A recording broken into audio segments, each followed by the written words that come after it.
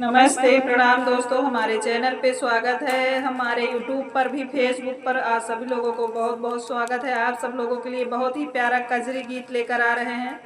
आप लोग को जैसा लगे ज़रूर कमेंट के माध्यम से बताइएगा। अच्छा लगे तो अपना आशीर्वाद ज़रूर हमारे चैनल पे दीजिएगा। दोस्तों बहुत ही प्यारा कजरी गीत है, शंकर और गौरा पार्वती के ऊपर है। आप लोग को जैसा भी लगे ज़रूर बताइएगा। गौरा भोरे उठी हो, गौरा भोरे उठी, शिव के मनावे लगली, चरण दबावे लगली ना। गौरा भोरे उठी, शिव के मनावे लगली, चरण दबावे लगली ना। गौरा उठी बड़ी भोर, चलली बगिया की ओर। गौरा उठी बड़ी भोर, चलली बगिया की ओर। फूलवा चुनी चुनी के हो, फूलवा चुनी चुनी के डलिया सजावे लागी, चरण दबावे लागी हो। फूलवा चुनी चुनी के डलिया सजावे लागी, चरण दबावे लागी ना। गौरा भोरे उठी हो, गौरा भोरे उठी, शिव के मनावे लगली, चरण दबावे लगली ना।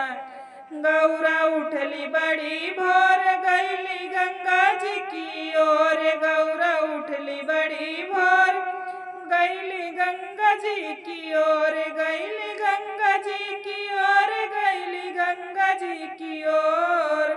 गंगा जलवा से हो, गंगा जलवा से कलसा भरावे लगली, चरण दबावे लगली ना। गंगा जलवा से कलसा भरावे लगली, पैर दबावे लगली ना। गौरा भोरे उठी, शिव के मनावे लगली, चरण दबावे लगली ना।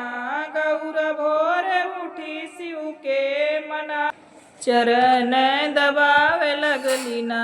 गौरा उठी बड़ी भोर, गई बनवा की ओर। गौरा उठी बड़ी भोर, गई बनवा की ओर।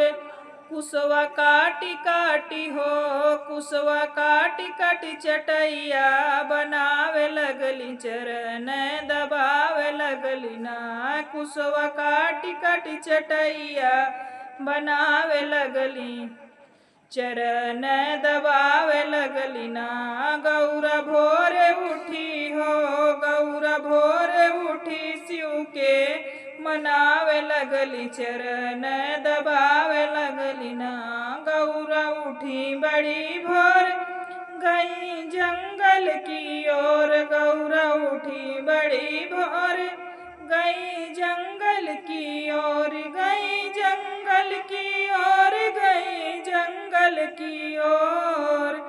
भंगिया तूरी तूरी हो, भंगिया तूरी तूरी, थरिया सजावे लागी, चरण दबावे लागी ना।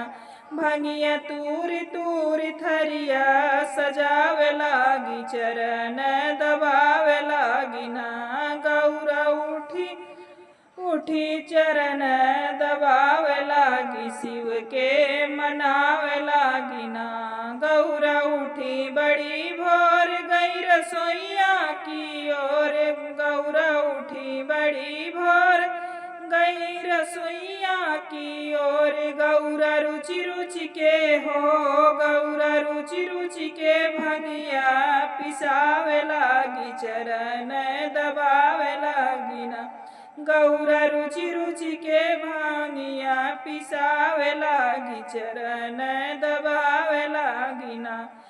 गौरा भोरे उठी, शिव के मनावे लागी, चरण दबावे लागी ना। गौरा भोरे उठी, शिव के मनावे लागी, चरण दबावे लागी ना। दोस्तों हमारा शंकर भगवान का और गौरा पार्वती जी का कजरी गीत कैसा लगा आप लोग कमेंट के माध्यम से ज़रूर बताइएगा और अपना आशीर्वाद हमारे कजरी गीत पर ज़रूर दीजिएगा। मिलते हैं ऐसे ही कजरी गीतों के साथ अगले वीडियो में।